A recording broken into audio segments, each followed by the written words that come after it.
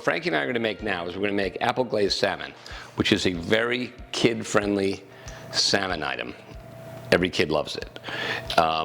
So what we have for ingredients is we got this piece of salmon, and it's okay that it's a tail end, and I'll show you about that in a minute. We have a Granny Smith apple. We have this really cool apple cutter, which you don't have to buy one of these. You can actually just make sliced apples, but since we have it, we're going to use it. Yes, because it is very interesting when you do it, because you just go. And that'll be fun for people to watch. Yeah, you can show them. Yeah. Okay, back to earth. Okay, thanks. All right, so then a little bit of, in this case, gluten-free all-purpose flour. You can use regular flour if you don't have a problem with gluten, but I do, so. And then we have apple juice. Oh, I'm going to put a little bit of apple juice in here for Frankie to drink out of her really cool corner kitchen mug. There you go, sweetheart. And then you have some butter. And you should use about 2 tablespoons of butter per portion. So in order to get this going, what we need is we need Frankie to do the apple boogie, all right? And so what I'm going to do is I'm going to put this on here like this, and then I'm going to have Frankie do what she does. Go for it, babe. Remember, it's going to get hard in a minute, so just go push right through. All right. Keep going. Excellent. Well done. Keep going. Crank it. Oh, yeah. Okay, so that makes short work of peeling an apple. And then you can just take this part off. I'm going to take the other part of it that has a little peel on it, and I'm going to cut that and get rid of that. And I'm going to take the whole thing, and I'm going to cut it in half. You should show So now I have these really cool things. Show them how you get that off. Oh, well this is the part. I don't like this part. You have to kind of get this off here, and it's a moment that's, you can hurt yourself, but you got to be careful. Yeah, so that's all right? why I don't do it. So we're going to get this out of the way because it's kind of a big deal in the way. Okay, gone. All right. I'm going to drink it in a second. Okay, so you can drink that while Daddy does the salmon thing. Now this is something that you want to probably do yourself. Your kid can watch because it's a good thing to watch. Maybe from a distance, but. So if you look at the salmon, it's got skin on. Yes. This you can get at the local grocery store. I'm just taking a little bit of this part off here. Weird part. And then I'm going to take my knife and slide it underneath the end, like so. And then, now Frankie, I'm going to have you stand right over here. Okay. I'm going to grab it with my fingers real hard against the cutting board. And I'm just going to slide my knife through. And then when I get more of the skin, I'm just going to hold the skin and just pull it through, and all the skin is done, and it goes away. And we never have to talk about it again. Yes? Quickly go to the bathroom. Bathroom break. All right, so while Frankie's in the restroom, I'm going to quickly fabricate this salmon. So this is an end piece, and the part of the salmon that nobody really likes is the center part here. So I'm just going to take my knife, and I'm going to go right up the center there. I'm going to come right along the center here and just take that little bit off. And then I'm going to cut this into pieces. First thing I'm going to do, I'm going to wipe my knife off. I'm going to make sure it's sharp. And the way that you make sure a knife is sharp is you use a steel 45-degree angle. And then what I'm going to do is I'm going to create these nice slices of salmon. I'm back. Oh, great. Come on over here. There? Yeah, please. You're fine. Okay, so these nice slices of salmon are right here. It also has this cool marbling thing. Looks pretty, doesn't it? And I'm going to do right over here. Boom. And boom. Okay? And this guy I'm going to cut one more time. It's going to be a nice small piece for Frankie to eat. Ooh, yummy. All right, so those are all your salmon pieces. Now what you do is, really, really important part is that you season everything you do. So you take a little bit of salt and pepper mix, which is 1 cup of kosher salt to a tablespoon of white pepper. You mix it together, and you use it for everything, even oatmeal. And then what you do is you get ready to get your pan hot. You get your pan to like medium high. So if you have this is an induction range, and this I would go at 7 to start with, okay? And all you really want is a very little bit of oil in the bottom of the pan. The butter is for this sauce that we're going to make kind of as we go.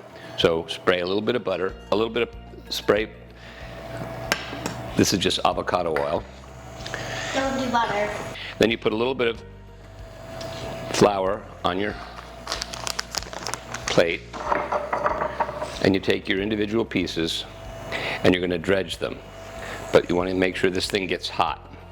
The nice thing about induction stoves is they get hot really fast. Very fast. We got our seasoned salmon. We got a little bit of flour. Put it on there. Go like so. Real quick. Yes. Why are they so small? Because whenever we have salmon, it's so big. Well, this is a particular style of preparation that I'm doing that's different than what we normally do, Okay. like on a daily day basis in our house. This is more something that you might see at a restaurant. Yeah, so it's a very, I would say, nice kind of making a salmon. So just going to do a little bit of avocado oil. So we're going to let this simmer, and we're going to let the salmon get nice and brown on the one side. Making it way more pretty. Okay, folks. Now what we're going to do is we're going to take some of the apple. We're going to do this in a couple of batches. So you got this nice salmon that's seared. Frankie, I'm going to ask you to do something. Take a piece of salmon and press it into the flour for me. Okay. You can do it. Very good. And then you'll take it from there. I'll take it from there. Exactly right. Do you want it on both sides? Not necessarily, but there's that little teeny piece for you. For me. You notice I keep turning these over? It's because you really should put them flesh side down. But you didn't know that. You're only 7 years old. So then Tell me that next time. I feel really bad I didn't give you the right instructions. All right, so now we're going to just take these guys. Why is there so much butter there? Oh, you'll see. Oh, yes, you will. Come on, baby, turn over for me. There you go. And this guy's kind of a chubby one, but he'll be okay. It doesn't really burn his fingers anymore. I know, my fingers are kind of old and tired. So now we're going to cook the apples a little bit. We're only going to use about 1/2 of this apple for this whole recipe. So you can eat the rest of it. Yeah. We're going to take the pieces of salmon and we're going to put them off to the side here, and they're going to get finished in the oven. And I'll show you that in a minute. But in the meantime, we're going to get all this stuff going. These apples are going to cook. All right, and then what we're going to do is we're going to put apple juice. Yes. Why is it so underneath the salmon? So I wanted to cook them a little bit more. Bring it in, bring the smell. And the apples are going to cook, and the apple juice is going to cook, and it gets a little bit of the flavor of the salmon. And so, as far as the amount that you'd use for this, it's really hard to say, but I'd say this is enough for like 4 folks. You want to use about 1/2 cup of apple juice. And now here comes the fun part. Frankie, can you please put some butter in there for me? 1 piece at a time. Get closer. It's not going to hurt you. Just be careful. Okay, do it again. Very well done. Beautifully done. All right, so we're going to let that go. Salmon's going to go in the oven just for a minute. You're going to be doing like I'm this. going to sneak a little bit more apple juice in there. Now what we're going to do is we're going to plate this thing. Yeah, we're calling this East Fork plate. This is an East Fork plate. I don't know what the color is called. It's called that really lovely color. And East Fork is one of the cooler companies in Asheville, isn't it? Okay, so that's pretty well done. So we're going to let that sit off to the side. The asparagus is the biggest thing, so it goes on first because you want to cover that up, the stems with the salmon, right? So most likely we're going to want to put the salmon there, or kind of curve there, and then put the mashed potato thing. Well, let's decide that together. What do you say? Yes. All right. So then we take the pudge, and we're going to take a nice canella of the pudge, and that's going to go right there. And then we're going to take the salmon. In this case, we're just going to do one portion. And let's take this piece here, Small. and this piece Kind of there. here. Going on top of everything else. Oh, Is that okay? Pretty. Yes, it is very. You like that? Yes. Now do we have the apples in there? Apples.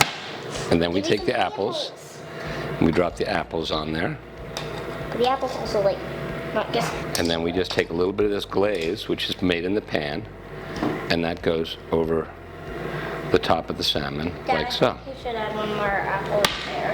That's kind of like there.